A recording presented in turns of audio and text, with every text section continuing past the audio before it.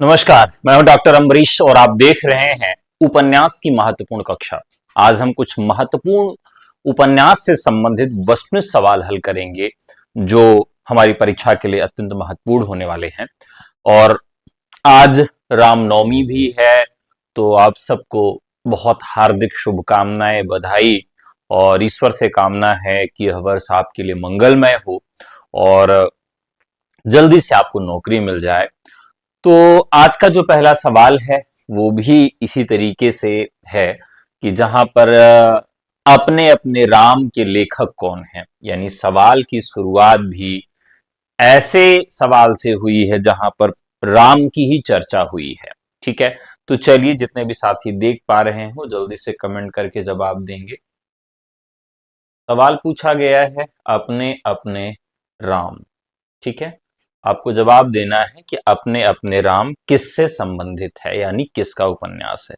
तो जो भी साथी मुझे देख पा रहे हैं, सुन पा रहे हैं, फटाफट कमेंट बॉक्स में आ जाएं और वीडियो को कर दें लाइक। ठीक है, तो जल्दी से बता दीजिए जिसको जिसको आवाज जा रही है। वीडियो मुझे लगता है सबका चल गया है। अपने मित्रों को भी सूचना दे दें कि क्लास शुरू हो चुकी है। ठीक है,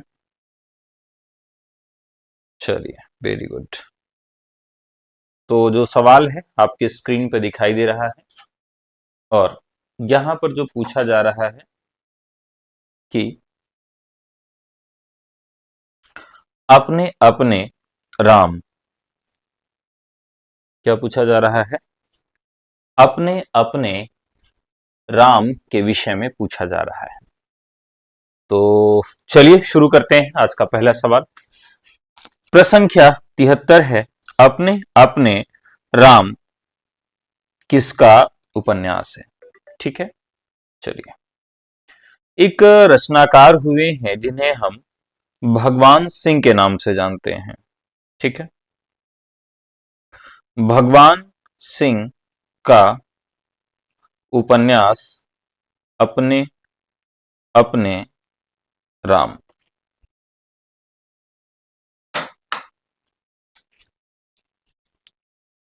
तो आप सब एक बार बता दीजिए कि ऐप पर आपको नोटिस दी गई है कि नहीं दी गई है। मुझे लगता है कि ऐप पर नोटिस नहीं दी गई है। मैं एक बार बोल देता हूं कि नोटिस भी आपको दे दी जाए।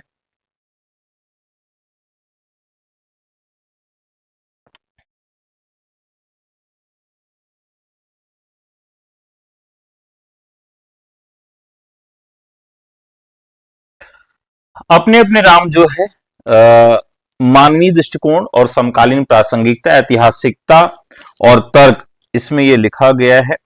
और ये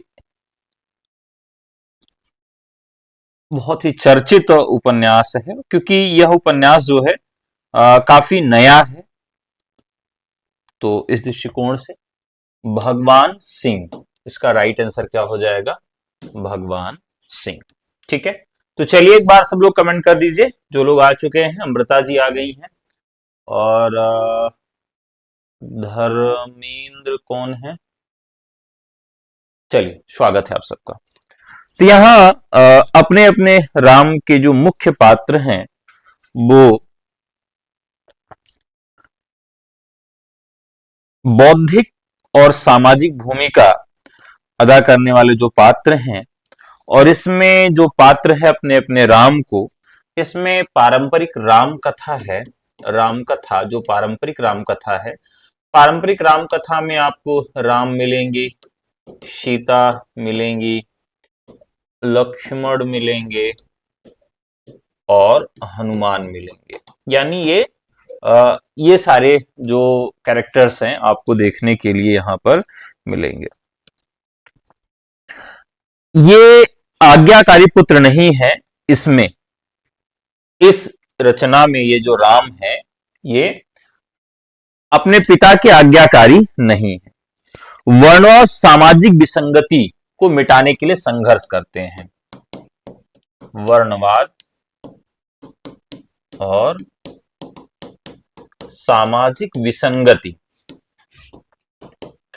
विसंगति को मिटाने के लिए संघर्ष करते हैं। यानी यहाँ के जो राम है, ये राम के साथ में जो काम करने वाली हैं, कठिन परिस्थितियों में भी राम का साथ देती हैं। यानी सभी उनके कार्यों में राम का साथ देने वाली पतिव्रता नारी है। लक्ष्मण जो है भावुक और यथार्थवादी योद्धा हैं। कैसे हैं? भावुक हैं और यथार्थवादी योद्धा हैं। यहाँ पर तो अभी तक जो काव्य मिले हैं उन सब जगहों पर एक बात देखने के लिए मिलती है कि राम जो है वो पिता के जितने भी काम है उसमें सहयोग करते हैं और उसका सपोर्ट करते हैं, लेकिन यहां पर थोड़ा सा चीज अलग है। ठीक है, भगवान सिंह के और जो उपन्यास हैं उस पर चर्चा करेंगे। इनके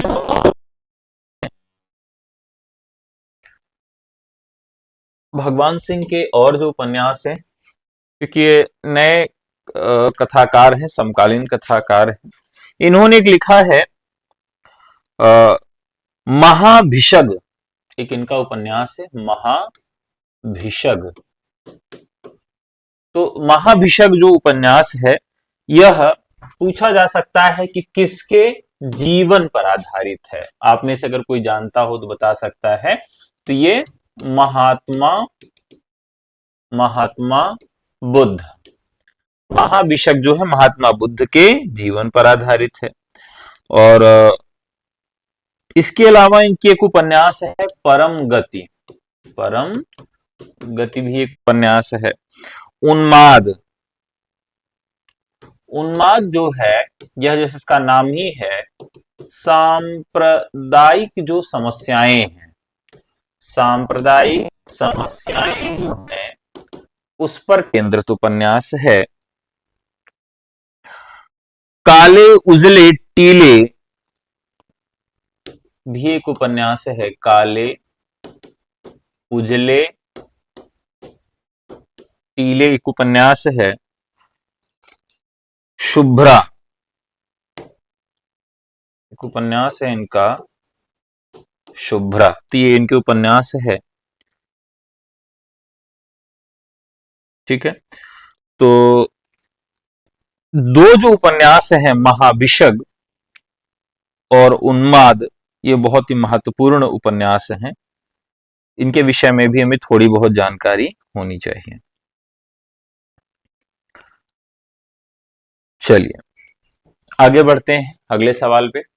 अगला सवाल जो है वो काफी महत्वपूर्ण है और यहां पर जो सवाल है वो क्या पूछा जा रहा है। वृंदावन लाल वर्मा, राहुल सांकृत्यायन, हजारी प्रसाद द्विवेदी, आचार्य चतुर्सेन शास्त्री इत्यादि रचनाकारों ने मुख्य रूप से किस तरह के उपन्यास लिखे हैं। तो हमें इन सभी उपन्यासकारों की जो श्रेणियां हैं वह मालूम होनी चाहिए। इन उपन्यासकारों की श्रेणियां मालूम होनी चाहिए कि इन्होंने किस प्रकार के उपन्यास लिखे हैं। ठीक है, तो चलिए जल्दी से जो साथी हमारे देख रहे हैं फटाफट कमेंट करें, जवाब दें।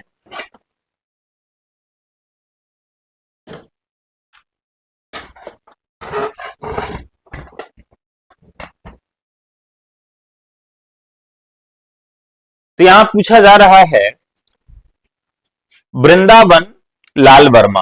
अब हमें मालूम होना चाहिए कि सभी जो उपन्यासकार हैं ये किस कोटि के उपन्यासकार हैं, यानी इनकी जो रचनाएं हैं हम उसे किस कोटि में रखेंगे, यानी इन रचनाओं को हम किस कोटि में रख सकते हैं। ठीक है, किस प्रकार के ये सब उपन्यास लिखते हैं।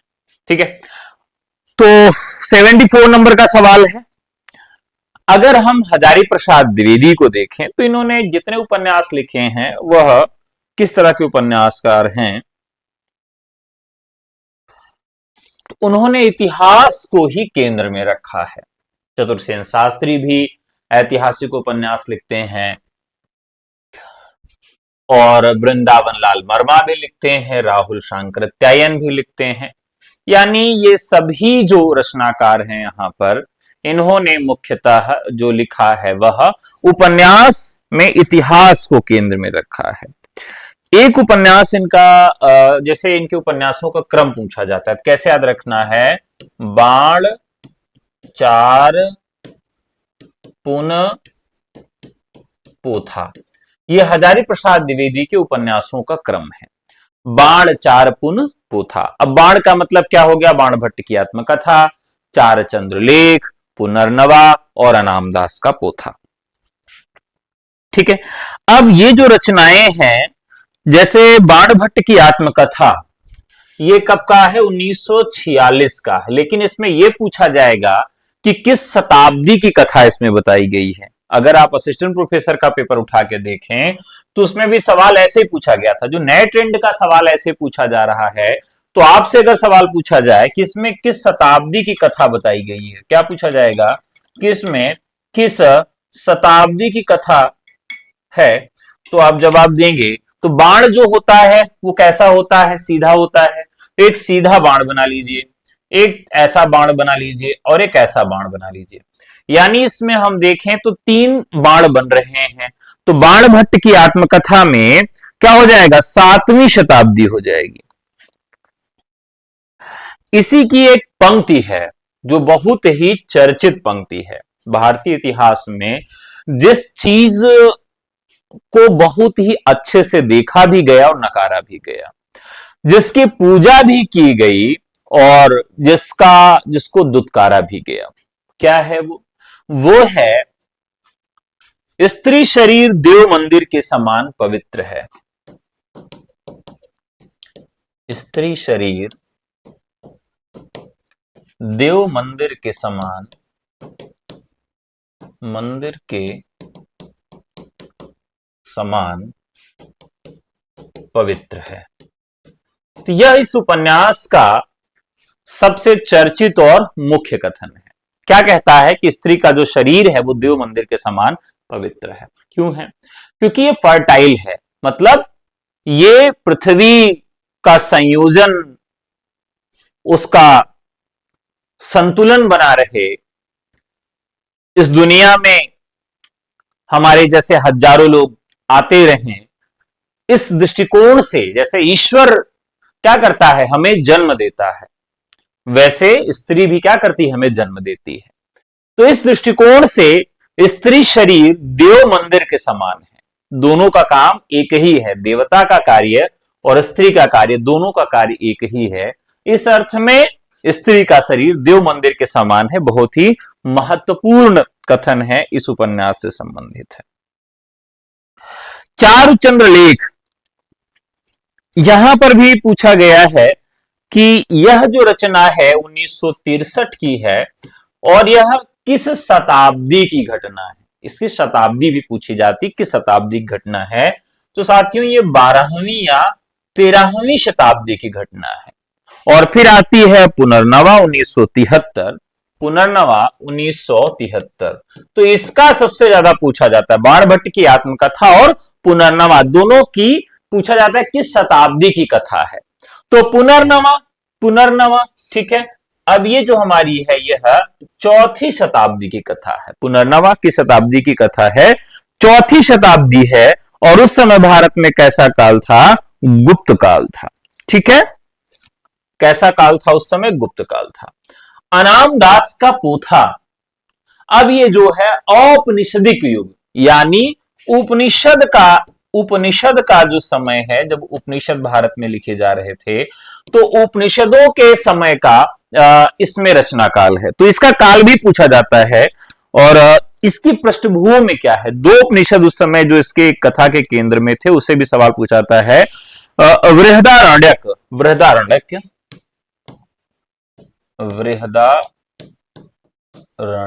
और छंदोग्य, ये 2 उपनिषद हैं, बृहदारण्यक और छंदोग्य उपनिषद, जो इसके केंद्र में है।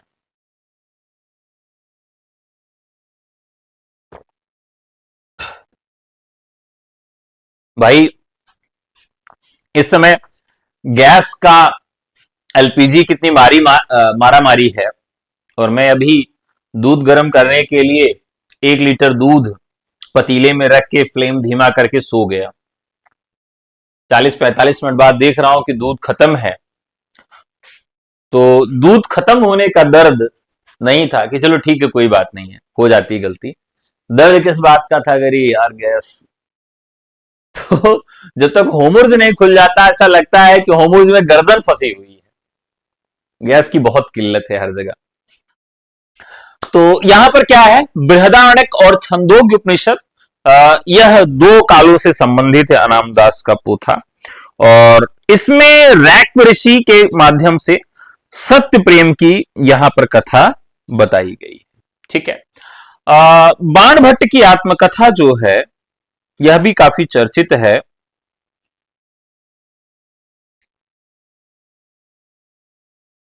आत्मकथा देखिए थोड़ा सा लेट होता है मुझे पढ़ाने में, लेकिन एक एक चीजों को बहुत अच्छे से। 15 दिन से लकड़ी पर खाना बनाना पड़ रहा है, अरे भाई बहुत दुखद है, क्या ही कहा जाए। और हमें आत्मनिर्भर बनना होगा, कुछ नए ऑप्शंस तलाशने होंगे। इंडक्शन वगैरह लोग यूज कर रहे हैं। लकड़ी मैं देख रहा था कि जो गोबर से बने कंडे उपली होती हैं उसका दाम बहुत तेजी से बढ़ गया है। तो बाणभट्ट की आत्मकथा जो 1946 का उपन्यास है, और ये बाणभट्ट के जीवन पर आधारित है। इसमें निपुणिका और भट्टिनी दो लोगों की कथा है, इसको जरूर याद रखिएगा। निपुणिका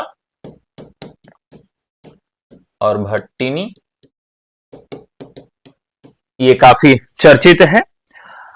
इसमें जो हर्षवर्धन का जो समय है, राजा भी पूछा जा सकता है कि किसका काल है, तो हर्षवर्धन का जो काल है उसको ऐतिहासिक उपन्यास सबने लिखे हैं। तंत्र मंत्र और कला इत्यादि चीजों को उसमें ध्यान में रखा गया है। मानवीय गरिमा और स्त्री सम्मान का घोषणा पत्र भी है उपन्यास। मानवीय गरिमा, गरिमा और स्त्री सम्मान, स्त्री सम्मान, ये दो चीजें जो हैं इस उपन्यास के केंद्र में रही हैं। ठीक है। चतुरसेन शास्त्री भी बहुत महत्वपूर्ण उपन्यास है। ठीक है, चतुरसेन शास्त्री। अब इनके जो उपन्यास हैं एक बार हम सरसरी निगाह से देखें, उन्होंने बहुत सारे उपन्यास लिखे हैं, लेकिन एक उपन्यास जो मतलब आपको जानना चाहिए जिसके विषय में, वो उपन्यास कौन सा है? ऐतिहासिक उपन्यास है, वैशाली की नगर वधू। क्या नाम है इसका? वैशाली की नगर वधू। देखिए राजपत्रित पद होता था, ये कैसा पद होता था? राजपत्रित पद होता था। हमारे समाज में आज की जो स्थिति बड़ी भयावह है। क्यों भयावह है? क्योंकि हम स्त्री शरीर और सहवास के नियमों पर बिल्कुल बात नहीं करते हैं, जिसके कारण खास करके पुरुष वर्ग उसके प्रति बिल्कुल निर्दय होता है। उसको कुछ नहीं मालूम होता है, वह केवल उसे भोग और विलास की वस्तु समझता है, उसका सम्मान और इज्जत नहीं करता है।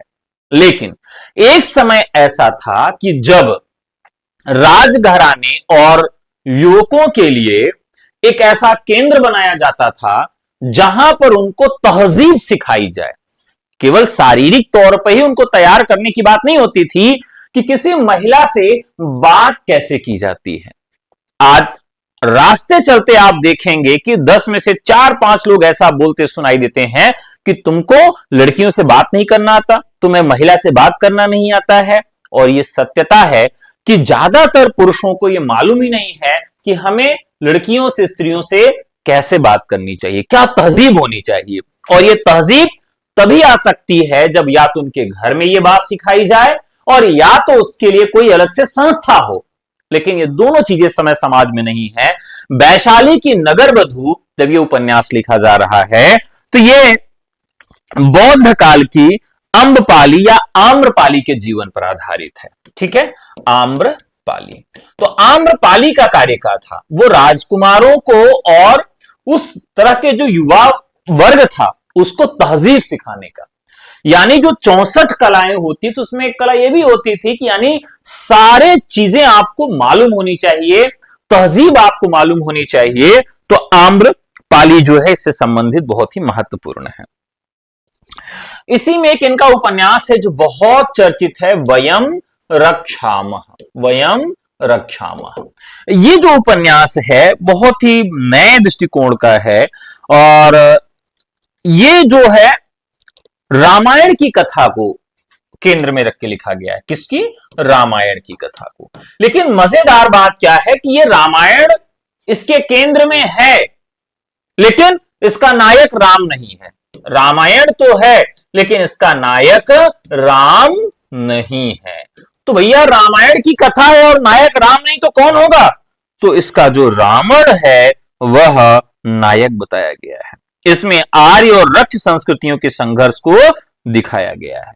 किसमें? आर्य और रक्ष संस्कृति का संघर्ष बताया गया है, जिसमें रावण को बहुत ही पुनीत विद्वान रक्षक के रूप में बताया गया है, जो अपनी संस्कृति अपने कल्चर की रक्षा के लिए सब कुछ न्यौछावर करता है। तो इस तरीके से आर्य और रक्ष, जो इसके अलावा और कई संस्कृतियां हैं जिसके विषय में चर्चा देखने के लिए मिलती है। ठीक है, चलिए आगे बढ़ते हैं। घनघोर दक्षिणपंथी संकुचित राष्ट्रवादी जैसे आरोपों को झेलने वाले किस लेखक के उपन्यासों में इतिहास रस मिलता है? चलिए, ये काफी चर्चित सवाल है, बहुत महत्वपूर्ण सवाल है।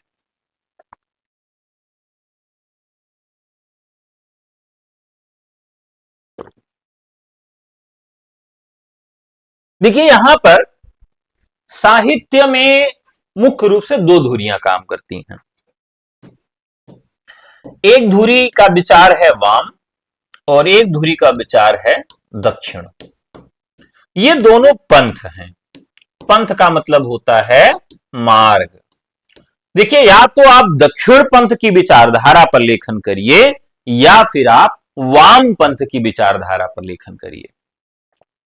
वामपंथ की जो विचारधारा है वो कार्ल मार्क्स की विचारधारा है। ठीक है, कार्ल मार्क्स की विचारधारा है। और दक्षिण पंथ की जो विचारधारा है ये राष्ट्रवाद की विचारधारा है कि यानी अपने राष्ट्र को और अपने धर्म को ही हम अधिक महत्व देंगे। ऐसे में जो उपन्यासकार हैं जिनका नाम आता है, उन्हें हम क्या नाम देते हैं? उन्हें हम नाम देते हैं आचार्य चतुरसेन शास्त्री। ठीक है, आचार्य चतुरसेन शास्त्री। तो राइट आंसर हो जाएंगे आचार्य चतुरसेन शास्त्री। वृंदावन लाल वर्मा तो ऐतिहासिक है, राहुल सांकृत्यायन भी, हजारी प्रसाद द्विवेदी ही, लेकिन चतुरसेन शास्त्री ने बहुत ही ज्यादा राष्ट्रवादी और हिंदुत्व या हिंदू धर्म को केंद्र में रख के, जो उनकी मिथोलॉजी है उसको ध्यान में रख के उपन्यास लिखे। इस दृष्टिकोण से आचार्य चतुरसेन शास्त्री राइट आंसर हो जाएगा। रक्त की प्यास, मंदिर की नर्तकी, सोमनाथ, अमर सिंह, वैशाली की नगरदू, वयम रक्षामा, सोना और खून, आलमगीर और सह्याद्री की चट्टानें जैसे उपन्यासों में भारत के अतीत सभ्यता और संस्कृति का ऐतिहासिक विवेचन किसने किया है? तो बहुत ही आसान सा सवाल है, चतुरसेन शास्त्री। गढ़कुंडार, विराटा की पद्मिनी, झांसी की रानी लक्ष्मीबाई, मृगनयनी इत्यादि उपन्यासों में अतीत को पुनर्जीवित करने वाले लेखक कौन है? तो ये भी आसान सा सवाल है, तो कौन हो जाएंगे? वृंदावन लाल शर्मा। अब यहां वृंदावन लाल शर्मा होंगे कि वर्मा होंगे, ये आप लोग बता दीजिए। चलिए बताइए।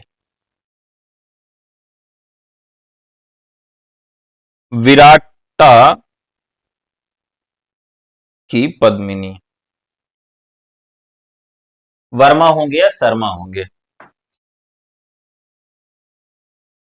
तो यहां पर वर्मा है, यहां शर्मा लिखा गया है। ठीक है, वृंदावन लाल वर्मा।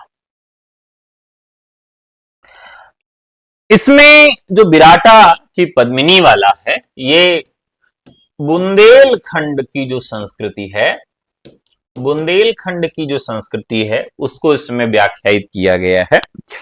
और कुंजर सिंह क्या करता है? अपने राज्य को बचाने के लिए अपने प्राणों की बलिदान दे देता है। तो इसका बहुत ही महत्वपूर्ण पात्र जो है वह कुंजर सिंह है। ठीक है, इसके अलावा कुमुद जो है वह किस रूप में मिलती है हमें? तो कुमुद जो है इसमें पद्मिनी है। यानी विराटा की पद्मिनी कौन है? कुमुद है। देवी सिंह और अली मर्दान भी इसमें पात्र हैं, इनका भी नाम याद रखिएगा। देवी सिंह और अली मर्दान। तो ये कुछ पात्रों के दृष्टिकोण से महत्वपूर्ण रचना है। शतरंज के मोहरे और सुहाग के नूपुर जैसे उपन्यासों में सामंती ठाट बाट शोषण और सामान्य जन का संघर्ष चित्रित करने वाले उपन्यास के लेखक कौन है?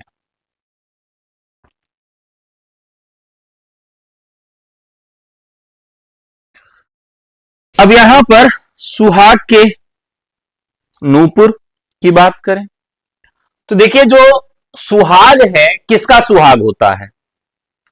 सुहाग होता है, बहुत बढ़िया जितेंद्र जी, सुहाग किसका होता है? तो सुहाग होता है नागर का। ठीक है, नागर माने स्त्री का। तो सुहाग किसका होता है? नागर का होता है। तो ये किसका हो जाएगा? अमृतलाल नागर हो जाएगा यहां पर राइट आंसर। ठीक है, तो शतरंज के मोहरे सुहाग के नूपुर। सुहाग के नूपुर जो है, यह इसकी जो कथा है वह किस पर आधारित है? तो यह तमिल कथा पर आधारित है। किस कथा पर आधारित है? तमिल कथा पर आधारित है। सुहाग के नूपुर की जो कथा है, एक तमिल कथा पर आधारित है। और वह तमिल कथा कौन सी है? तो इससे भी संबंधित पूछा जा सकता है। सिलप्पा दिकारम। क्या नाम है? सिलप्पा दिकारम। एक तमिल कथा है सिलप्पा दिकारम।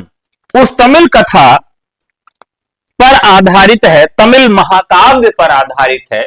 तमिल कथा या यहां पर महाकाव्य कह लें, महाकाव्य सिलप्पा दिकारम जो है, उसी की कथा के आधार पर इसकी रचना की गई है। राधे राधे। अब ये कथा जो है दक्षिण भारत के समृद्ध शहर पुहार यानी कावेरी पट्टनम पर आधारित है। पुहार यानी कावेरी पट्टनम। कावेरी पट्टनम। तो इसकी कथा भूमि कहां की है? पुहार कावेरी पट्टनम की है। इसमें कोवलन और कणगी, कोवलन एक धनी व्यापारी का पुत्र है, कणगी उसकी पतिव्रता पत्नी है, और उसका जीवन जो है बहुत ही सुखमय तरीके से चलता रहता है। सुहाग के नूपुर में कोवलन और कणगी, ध्यान रखिएगा, कोवलन और कणगी ये आपस में पति पत्नी है। माधवी, कोवलन एक अत्यंत सुंदर और कला प्रवीण नर्तकी वेश्या माधवी के प्रेम पास में बंध जाता है। किससे बंध जाता है? माधवी से बंध जाता है। अब माधवी से बंध जाता है तो ये कोई नई बात नहीं है। इसके लिए कहावत भी है कि अपना बच्चा और दूसरे की पत्नी, वो कैसी भी हो, कैसा भी हो, बहुत ही सुंदर लगता है। तो भाई अपनी पत्नी चाहे ऐश्वर्या राय ही रहे, क्या फर्क पड़ता है, दूसरे की पत्नी ज्यादा हमेशा सुंदर रहेगी। तो कोवलन भी कुछ इसी तरह से फंसता है बेचारा। और ये बेचारा क्यों कहें माधवी के प्रेम पास में फंस जाता है, जो कि एक वेश्या है, और अपना सारा धन इसको लुटा देता है और अपनी पत्नी कणगी को भी भूल जाता है। जब कोवलन एकदम कंगाल हो जाता है, उसको अपने भूल का एहसास होता है, तो अपनी कणगी के पास लौटता है। और स्त्री का हृदय, अगर पुरुष के पास स्त्री ऐसा करके लौटे तो 99% ये अवसर है कि वह उसे स्वीकार नहीं करेगा। लेकिन अब कणगी ने क्या कर लिया? कोवलन को स्वीकार कर लिया, उसके पश्चाताप के कारण उसको स्वीकार कर लेती है। और अंत में अपनी गरीबी को दूर करने के लिए कणगी क्या करती है? अपने नूपुर का मतलब होता है पायल, अपने पायल को बेच देती है। क्या करती है? अपने पायल को बेच देती है। देखिए, जो लोग ये कहते हैं कि स्त्री जो है वह आभूषण प्रिय होती है। तो ध्यान रखिएगा कि संग्रहकर्ता में इस दुनिया में एक ही है स्त्री जो संग्रह कर सकती है। पुरुष क्या करता है, निठल्ला, उसके पास कुछ भी नहीं, कल के लिए चिंता नहीं है। लेकिन स्त्री आभूषण के बहाने क्या करती है, बहुत सारी चीजों का संग्रह करती है और विषम परिस्थितियों में वो अपने गहने बेचती है और उसी पुरुष को दोबारा बचाती है। तो इसीलिए इसकी रचना का जो नाम रखा गया सुहाग के नूपुर, यानी जो विवाह के समय उसने पायल पाए थे उसको वो बेच देती है और पुनः उसको गरीबी से बाहर निकालती है। इस तरीके से इस रचना का नाम जो पड़ा सुहाग के नूपुर पड़ा। तो इस तरीके से कोलन और माधवी और कणगी ये तीन पात्र हैं, इनको जरूर याद रखिएगा। ठीक है, लेकिन यहां पर माधवी को वेश्या के साथ साथ एक उच्च कोट की कलाकार के रूप में भी दिखाया गया है। तो यह जो उपन्यास है काफी महत्वपूर्ण है। इसी तरीके से एक इनका उपन्यास जो है शतरंज के मोहरे, यह भी काफी चर्चित और महत्वपूर्ण उपन्यास है। अब इसमें इसका जो कथानक है, कथानक का जो प्लॉट है, प्लॉट का मतलब कथानक ही होता है, इसका जो कथानक है वो कहां की पृष्ठभूमि पर लिखा गया है। देखिए, एक समय आप में से कितने लोगों ने मुहर देखा है? मुहर का मतलब एक गहना। जितने भी लोग देख रहे हैं वो कमेंट करके बताएं कितने लोगों ने मुहर देखा है। मुहर का मतलब एक गहना होता है।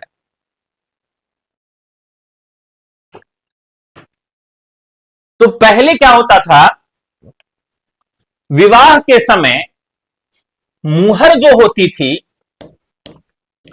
सोने की मुहर, उसको दिया जाता था। मैंने भी देखा, मेरे मम्मी के पास भी मुहर थी और बहुत ही शुद्ध सोना होता है और काफी उसका वजन भी होता है। तो मुहर जो है, मुहरें जो है वो किसके पास अधिक हो सकती हैं? किसके पास हो सकती हैं? नवाबों के पास।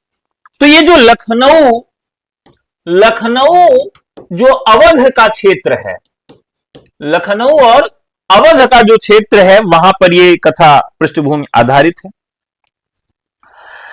इसमें नवाब नसीरुद्दीन हैदर के शासनकाल के आसपास की कहानी है और शतरंज की बिसात पर मोहरे चले जाते हैं। वही ब्रिटिश अधिकारी भारतीय राजाओं और नवाबों की उंगलियों पर नाच रहे थे।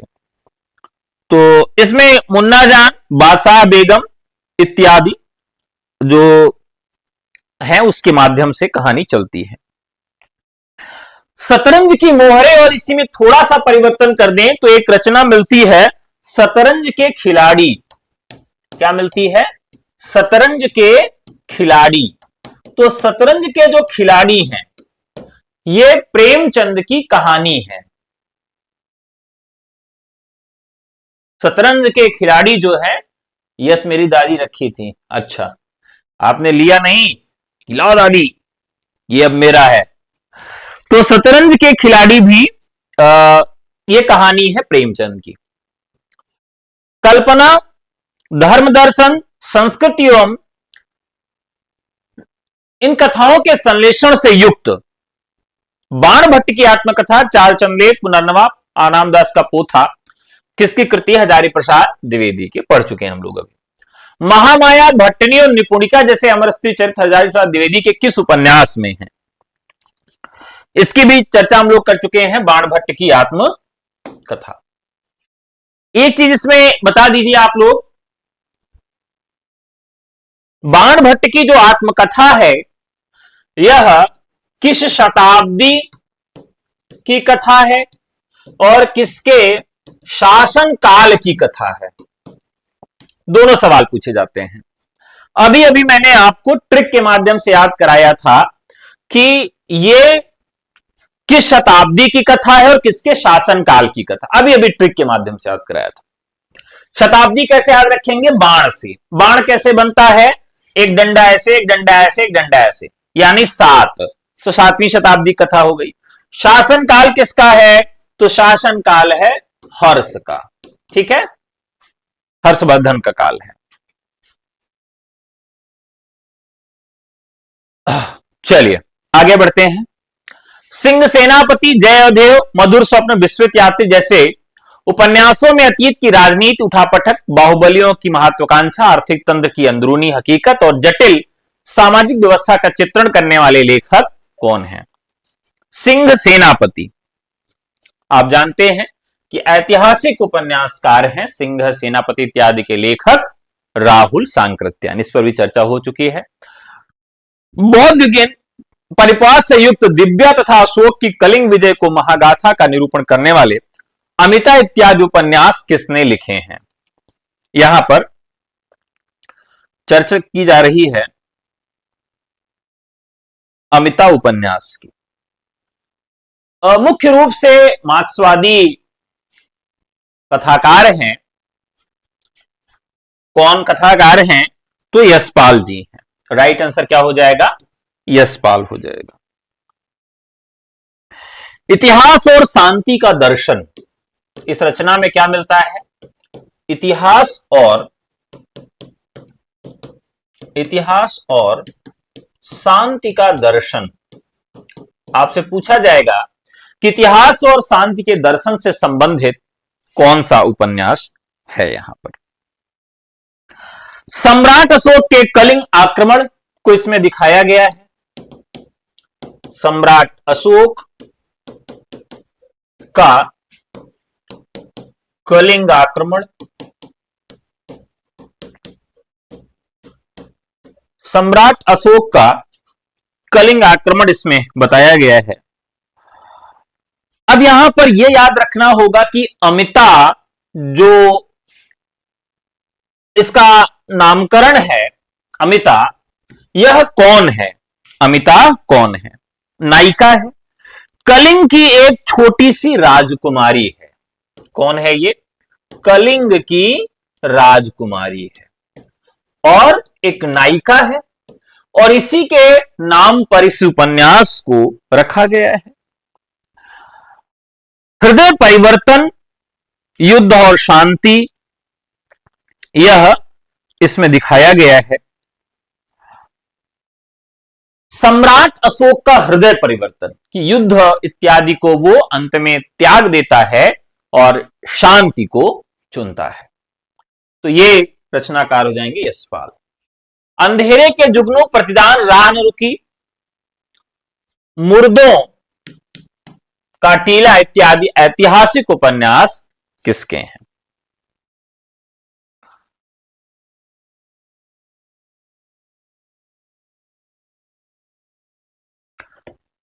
अंधेरे के जुगनू, प्रतिदान, राह न रुकी। राह न रुकी जो उपन्यास है, इसका भी कथा समय पूछा जाएगा तो यह भी सम्राट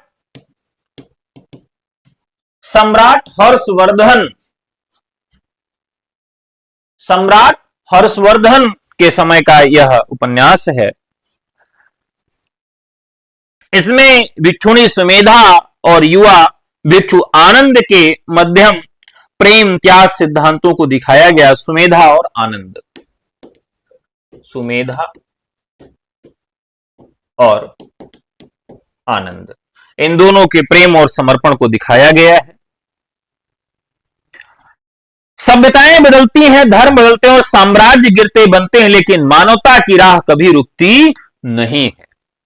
यानी राह न रुकी से तात्पर्य क्या है? मानवता की राह कभी नहीं रुकती। देखिए, अगर हम किसी उपन्यास को पढ़ रहे हैं तो उसका मूल भी जानने का प्रयास करें कि इस उपन्यास का यह नामकरण क्यों हुआ होगा। राह न रुकी कहने का तात्पर्य क्या होगा कि मानवता की राह कभी रुकती नहीं है। सुमेधा और हर्षवर्धन इत्यादि पात्रों के बीच से यह बात बताई गई है। इनका प्रतिदान एक उपन्यास है और यह 6वीं शताब्दी की कथा को अपने साथ लेके चलता है। इसमें मगध और कौशल की कथा है। ये उस समय राजधानियां हुआ करती थी, मगध और कौशल। प्रतिदान का अर्थ क्या होता है? बदले में कुछ देना। क्या अर्थ होता है इसका? बदले में कुछ देना, प्रतिदान, यानी बदले में कुछ देना, इसका नाम हो जाता है। राजाओं के आपसी संघर्ष प्रतिशोध की भावना के बीच पनपते प्रेम को दर्शाया गया है कि बुद्ध के अहिंसा और समता के संदेश ने युद्धरत राजाओं को प्रभावित किया है। इसमें बिंबिसार,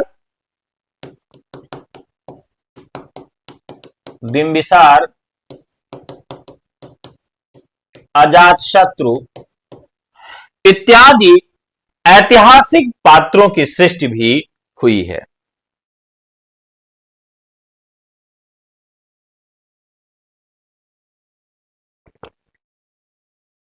यानी यह भी काफी महत्वपूर्ण उपन्यास है। मंदिर की नर्तकी किसका उपन्यास है? मंदिर की नर्तकी, आपके ऑप्शन से हैं यशपाल, निर्मल वर्मा, आचार्य चतुर्सेन शास्त्री और सूर्यकांत त्रिपाठी निराला। अब देखिए, नर्तकी नाम ही ऐसा है। नर्तकी कौन होगी? कौन होगी? तो एक गाना, जब भी इनके उपन्यास याद करिए, एक गाना याद रखिए। एक गाना है, कौन सा? यका चतुर नार बड़ी होशियार, करके सिंगार मेरे मन के द्वार वो घुसता जाता है। एक गाना है ना इसी तरह से पड़ोसन फिल्म का, यका चतुर नार बड़ी होशियार। तो आपको क्या करना है, जब भी याद करना हो चतुर्सेन शास्त्री के उपन्यास, तो आपको वही गाना याद रखना, ये का चतुर नार बड़ी होशियार। तो चतुर जब भी शब्द आएगा तो नार अपने आप आपके दिमाग में आ जाएगा। और इनकी ज्यादातर रचनाएं जो है वो स्त्रियों से संबंधित है, तो आप उसको आसानी से कोरिलेट कर पाएंगे। तो आचार्य चतुर्सेन शास्त्री हैं। मंदिर की नर्तकी कौन होगी? कोई स्त्री होगी। मंदिर की अगर नर्तकी है, नाचने वाली है मंदिर में, तो कौन होगी? तो उसमें होगी देवदासी। देखिए, देवदासी प्रथा जो है यह मुख्य रूप से कहां पर है? दक्षिण भारत में है। ठीक है, दक्षिण भारत में। आप में से कितने लोग ये जानते हैं कि देवदासी प्रथा पर लिखा गया हिंदी का प्रथम उपन्यास कौन सा है? देवदासी प्रथा पर लिखा गया हिंदी का प्रथम उपन्यास कौन सा है? देखिए कितने लोग सही जवाब देते हैं। आगे चर्चा करते हैं। तो देवदासी प्रथा पर यह आधारित उपन्यास है। मध्यकालीन भारत में यह प्रथा दिखती है।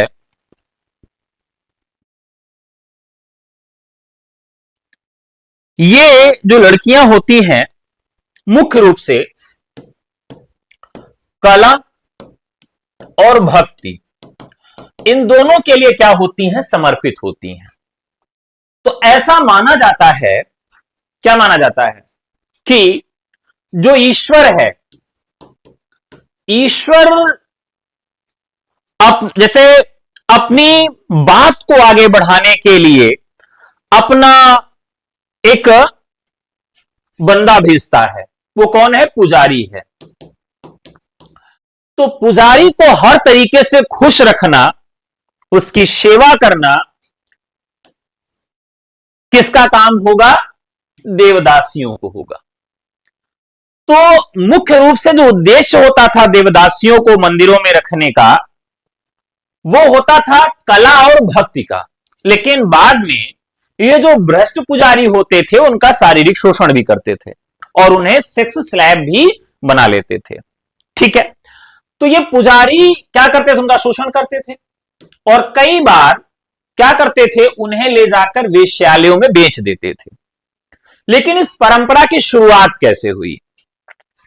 तो अगर किसी पिता को कोई पुत्री प्राप्त हुई, खास करके दक्षिण भारत में, तो वो क्या करता था, बहुत दुखी हो जाता था और कहता था कि हमारे ऊपर कुछ ऋण है ईश्वर का, इसीलिए भगवान हमें पुत्र नहीं दे रहे हैं।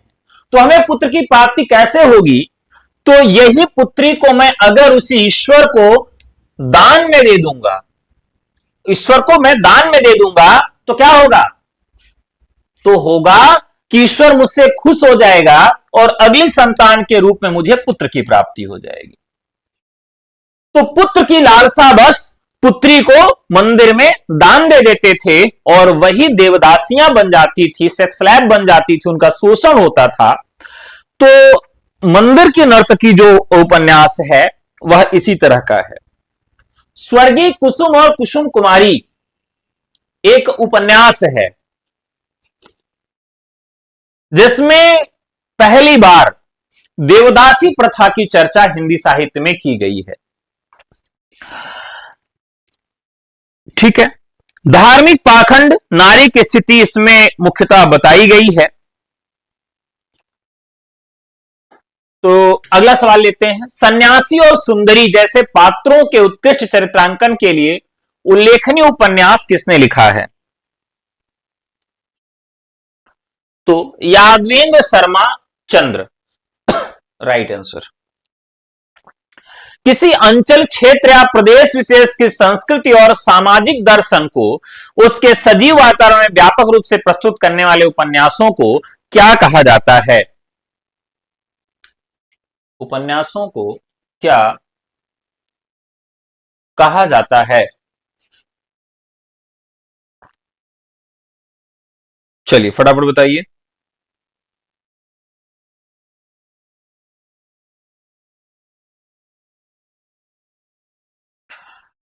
अब एक चीज आप जानते हैं कि जितने भी आंचलिक उपन्यास होते हैं, एक सवाल यहां यह भी पूछा जाता है कि बताइए कि इनमें से किस तरह के उपन्यासों में नायकत्व की अवधारणा नहीं होती है?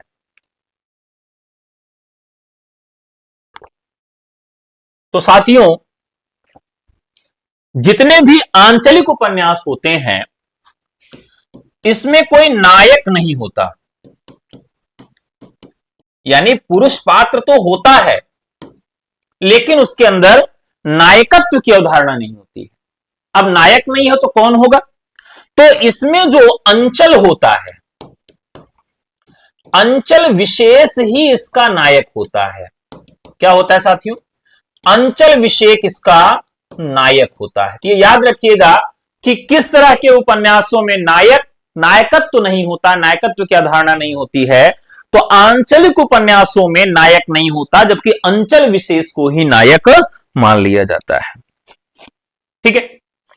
एक सवाल यहां यह पूछा जाएगा आपसे कि प्रमुख आंचलिक उपन्यासों को बताइए और उनके संबंधित क्षेत्र को बताइए। मैं लिखता चल रहा हूं, आप लोग कमेंट करते चलेंगे। मैला आंचल, मैला आंचल का जो क्षेत्र है आपको बताना है पूर्णिया मेरीगंज, याद रखना है इसको, पूर्णिया मेरीगंज, क्योंकि यह सवाल पूछा जाएगा आपसे। परती परिकथा, परती परिकथा यह भी रेणु जी का उपन्यास है। पूर्णिया परानपुर,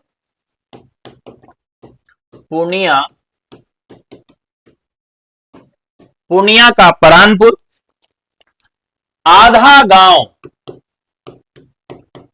आधा गांव का अंचल क्या होगा राही मासूम रजा का? गाजीपुर उत्तर प्रदेश का है। गंगोली शिया मुसलमानों की कथा है। आधा गांव के बाद बलचनमा, बलचनमा दरभंगा और मिथिला, दरभंगा मिथिला की कथा है। देहाती दुनिया, देहाती दुनिया, तो इसे हिंदी का पहला आंचलिक उपन्यास भी कुछ आलोचकों ने माना है। शिवपूजन सहाय का है। तो इसमें भोजपुरी भाषी अंचल है, भोजपुरी भाषी। तो मुख्य तौर पर किसी एक क्षेत्र को इसमें नहीं दिखाया गया है, जो भी भोजपुरी वाले क्षेत्र हैं उसको इसमें रखा गया है। अलग अलग वैतरणी, अलग अलग वैतरणी। अब ये किससे संबंधित है? करैता गांव। कौन सा गांव है? करैता गांव। कहां मिलता है ये? गाजीपुर। करैता गांव गाजीपुर। राग दरबारी, श्रीलाल शुक्ल का राग दरबारी, शिवपालगंज उत्तर प्रदेश। शिवपालगंज यूपी। टोपी शुक्ला, टोपी शुक्ला, बनारस और अलीगढ़ का परिवेश है इसमें। बनारस और अलीगढ़ का परिवेश है इसमें। ठीक है, पेज थोड़ा सा चेंज कर लेते हैं। जंगल के फूल, जंगल के फूल कहां पर आधारित है? बस्तर, छत्तीसगढ़ का जो आदिवासी अंचल है उस पर आधारित है। कब तक पुकारूं, तो ये कहां पर है? बैर। बैर कहां पर है? तो ये आपका ब्रज और उत्तर प्रदेश का जो बॉर्डर है। पानी के प्राचीर, ये कहां पर आधारित है? पांडेपुर गोरखपुर। गोरखपुर का पांडेपुर, एक पांडेपुर बनारस में भी है।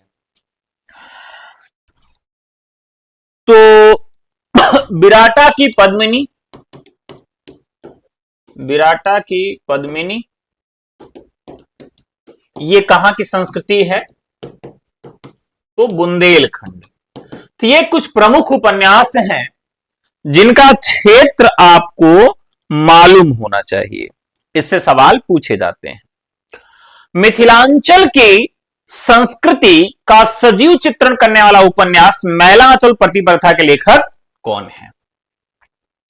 आप जानते हैं कौन है? फणीश्वरनाथ रेणु है।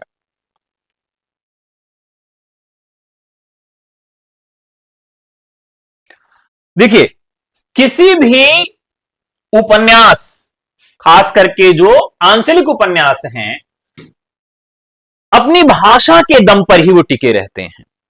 अब मैलांचल की भाषा में हरियाणवी भाषा को रख दिया जाए, ओए कित्थे जा रही है भाई, कित्थे बोल दे, रोटी बोल दे, तो क्या लगेगा? अरे यार ये तो समझ नहीं आ रहा है, कथा कहां की है, भाषा कहां की है।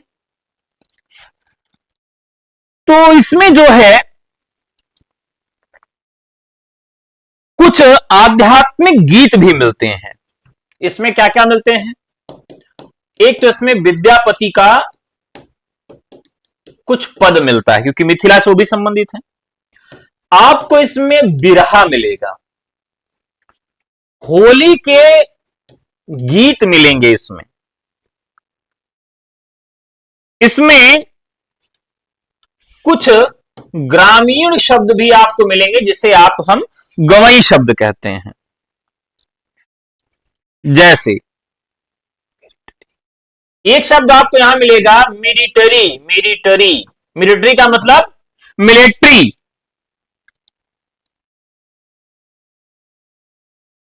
लूनिवर, लूनिवर सिटी, तो यूनिवर्सिटी किसको कहा गया है? वहां पर यूनिवर्सिटी को कहा गया है। तो इस तरह के शब्दों को उसमें बहुत अच्छी से दिखाया गया है। लोक, परलोक तथा सागर और लहरें किसके आंचलिक उपन्यास हैं? लोक, परलोक, सागर और लहरें। अब देखिए नाम ही ऐसा है, लहरें अगर गिरेंगी तो कैसे आवाज आएगी?